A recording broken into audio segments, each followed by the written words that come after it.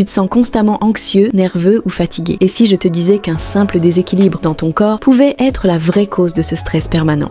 On parle souvent de l'anxiété comme d'un problème psychologique, mais la science montre qu'elle est aussi liée à des carences nutritionnelles invisibles. Certains compléments peuvent réellement calmer ton esprit, stabiliser ton humeur et redonner de l'énergie mentale. Mais attention, seulement à condition de savoir lequel choisir et comment les utiliser correctement. Dans cette vidéo, tu vas découvrir les compléments les plus efficaces contre l'anxiété, leurs vrais bienfaits, leurs risques si on fait certaines erreurs. On attaque par la base qui change tout. Il s'agit sans grande surprise de la fameuse vitamine D3. Elle a le nom d'une vitamine, mais agit comme une vraie hormone de régulation. Elle influence des milliers de gènes liés à l'immunité, au sommeil, à l'humeur et au cerveau. Si elle est basse, la sérotonine et la dopamine perdent en stabilité. L'inflammation grimpe d'un cran et le sommeil se fragmente. Comme tu le sais, l'anxiété adore ce terrain. Beaucoup de gens vivent en déficit discret à cause du manque d'ensoleillement, des saisons, de la peau peu exposée et d'une alimentation trop pauvre. Pour un apaisement durable, c'est souvent le premier domino à redresser. C'est pourquoi je t'invite à jeter un coup d'œil au lien affilié disponible en description. Il s'agit d'un produit de qualité que j'utilise et que je recommande souvent personnellement. Une fois ce socle posé, on avance avec calme vers le minéral qui parle directement au système nerveux, le magnésium glycinate. Pour l'anxiété, c'est probablement la forme la plus douce et la plus utile parce qu'elle se digère bien, elle traverse mieux le tissu et elle module la réponse au stress sans t'éteindre. Car quand le magnésium manque, le muscle se crispe, la pensée s'accroche, le cœur peut s'emballer et l'endormissement devient une négociation interminable. Quand on restaure les réserves, tu sens une détente musculaire fine, une baisse de la tension interne et souvent un sommeil plus profond. Son autre atout essentiel, il coopère avec la vitamine D3, au point qu'une D3 prise sur un fond de magnésium très bas peut donner peu de résultats et qu'un magnésium sans D3 plafonne vite. Les deux ensemble reconstruisent un terrain de calme où le cerveau respire à nouveau. Tu vises une prise régulière, tu écoutes ton ressenti, tu répartis si besoin et tu laisses 1 à 3 semaines pour que le système se recalibre sans forcer. Essaye et tu verras. L'étape suivante a un côté très alimentation adaptée à l'anxiété et elle a fait ses preuves dans la littérature scientifique comme dans le quotidien des gens. Le oméga 3 riche en EPA. Le cerveau est un organe lipidique. Il adore le bon acide gras et déteste l'inflammation silencieuse. Quand tu apportes suffisamment d'EPA, tu apaises ce feu de basse intensité qui met l'humeur à cran. Tu améliores la fluidité des membranes neuronales et surtout, tu aides le cerveau à transmettre le bon message au bon moment. Résultat attendu et observable, moins de réactivité émotionnelle, plus de stabilité dans la journée et une fatigue mentale qui lâche un peu sa prise. Si tu manges déjà du poisson gras de bonne qualité plusieurs fois par semaine, tu es sur la bonne voie. Sinon, une supplémentation bien choisie raccourcit le chemin sans faire de promesses magiques, juste du concret. Moins de bruit dans la tête et un mental plus net. Attention car on pivote maintenant vers la plante qui depuis des décennies accompagne les esprits sous pression sans les endormir. La Rhodiola rosea. Elle appartient à la famille des adaptogènes. Ces plantes qui aident le corps à mieux se régler sous contrainte. Ce qui la rend intéressante pour l'anxiété, c'est sa capacité à réduire la sensation de débordement tout en gardant la tête claire. Là où d'autres apaisants mettent un voile, la Rhodiola filtre le stress sans couper la lumière. On observe souvent une meilleure tolérance, moins de somatisation et une endurance mentale plus stable. Elle s'intègre très bien au duo D3, magnésium, et elle s'entend aussi avec les oméga 3 quand l'humeur est très réactive. Tu l'installes en journée, pas trop tard, tu observes 1 à 2 semaines et tu ajustes avec souplesse. C'est plutôt pas mal. Pour le cerveau qui mouline à l'excès et les journées où la concentration tremble, j'aime beaucoup la simplicité efficace de la L-théanine. C'est un acide aminé naturellement présent dans le thé vert et sa particularité est d'augmenter les ondes alpha, ce fameux état de calme alerte où tu es posé mais présent, pas somnolent. Tu sens un apaisement assez rapide du mental bavard, une diminution de la tension dans la poitrine et une capacité à rester sur ta tâche sans dériver au moindre bruit. C'est discret mais très efficace dans le quotidien, notamment pendant les horaires à risque d'énervement. Elle s'insère sans friction avec les autres piliers dont on parle aujourd'hui. Et c'est souvent le petit plus, qui évite le café de trop l'après-midi. On ne peut pas parler d'anxiété sans ouvrir la porte de l'intestin, le microbiote. Ce qui se passe dans le ventre ne reste pas dans le ventre. Voie nerveuse et immunitaire transforme très vite un intestin irritable en cerveau inquiet. Quand on remet de l'ordre dans l'assiette avec des fibres variées, des aliments vrais et des ferments, l'anxiété a souvent moins de carburant. Un probiotique bien formulé peut soutenir la transition, mais ce sont surtout les habitudes régulières qui paient. Un peu de légumes à chaque repas, des aliments fermentés que tu tolères bien et des sucres simples qui n'embarquent pas ta glycémie au plafond. Tu sens alors un apaisement de fond, moins de signal d'alarme venant du bas et un cerveau qui cesse de scruter le moindre bourdonnement comme une menace. Côté sommeil, parce que sans sommeil l'anxiété gagne toujours, tu peux envisager la mélatonine à faible dose sur des périodes ciblées quand l'endormissement est vraiment difficile. Ce n'est pas un sédatif, c'est un messager de l'horloge interne. Utilisée intelligemment, elle aide à remettre la routine nocturne sur ses rails, surtout quand le stress a décalé la cadence. L'objectif n'est pas d'en prendre à vie, mais d'aider le système à se souvenir de l'heure l'heure du calme, pendant que tu répares. En parallèle, le levier plus profond, lumière du matin, dîner léger, écran plus doux en soirée, respiration lente et tous ces gestes qui font plus que n'importe quelle pilule quand ils s'additionnent. Et aussi, fais très attention à certaines erreurs graves. Tu te demandes peut-être pourquoi certaines personnes jurent que les compléments ne font rien pendant que d'autres racontent qu'ils ont changé leur vie. Souvent, la réponse est simple. Erreur de forme, de timing et d'attente. On prend une vitamine D3, bas de gamme, on choisit un magnésium mal absorbé qui reste dans l'intestin, on avale des oméga 3 oxydés qui sentent le poisson avant même d'ouvrir la boîte. Ou pire, on espère tout régler en 3 jours alors que le cerveau a besoin de quelques semaines pour réécrire ses réglages. On ignore l'assiette et on s'étonne que l'humeur ne suive pas. Le but de cette vidéo, c'est de faire exactement l'inverse. T'offrir une trajectoire simple, solide et patiente. D3 avec KDE pour ne pas rater le cœur du réacteur. Magnésium glycinate en routine pour baisser la réactivité. Oméga 3, EPA pour lisser le terrain. Rhodiola et L-théanine en soutien fin et intelligent. Et un intestin qu'on traite comme un allié du cerveau, pas comme un simple tuyau. C'est ce combo cohérent qui, semaine après semaine, transforme la météo intérieure. Et attends 2 secondes, car tu te demandes sûrement aussi comment consommer tout ça sans te fabriquer une pharmacie ambulante. Fais simple et agréable. La D3 se prend en gouttes ou en gélules quand tu déjeunes. Le magnésium glycinate aime être fractionné. Un peu le matin, un peu le soir, c'est souvent plus confortable et plus efficace. Les oméga 3 se sentent bien au milieu d'un repas, avec de bonnes graisses naturelles qui facilitent l'absorption. La L-théanine aime le moment à risque de dispersion, typiquement avant une session de travail ou en début d'après-midi quand tu veux rester posé sans somnoler. La rhodiola trouve sa place en milieu de matinée pour soutenir la journée, pas en fin d'après-midi si tu es sensible à son côté tonique. Et pendant que tu implantes tout ça, garde dans l'assiette des alliés évidents. Un peu de poisson gras dans la semaine, des œufs, des légumes à chaque repas, des oléagineux raisonnables et du chocolat noir qui te fait plaisir, sans déclencher la montagne russe du sucre. Est-ce que tu dois tout prendre à la fois? Non, tu priorises, tu observes, tu ajustes. Calme et méthode, 2 mots que l'anxiété déteste mais que ton cerveau adore. Évidemment, il y a des précautions. Si tu prends des traitements, si tu as une condition chronique, tu dois vérifier ça avec ton médecin. On parle de soutien nutritionnel, pas de substitution improvisée. Certaines personnes sont sensibles à tel ingrédient, d'autres ont besoin de doses différentes. La biochimie a un cœur commun mais reste personnel. Et surtout, garde le pied au sol. Aucun complément ne remplace la respiration lente quand la pression monte, la lumière du jour qui recale l'horloge, la marche qui vide doucement et le sommeil qui reconstruit. Le complément ne gagne pas le match à ta place. Il te redonne l'équipe et la pelouse pour jouer dans les bonnes conditions. Merci d'avoir regardé, je t'invite à mettre un j'aime et à t'abonner à la chaîne pour plus de contenu régulier de qualité. Prends soin de ta santé et je te dis à très bientôt.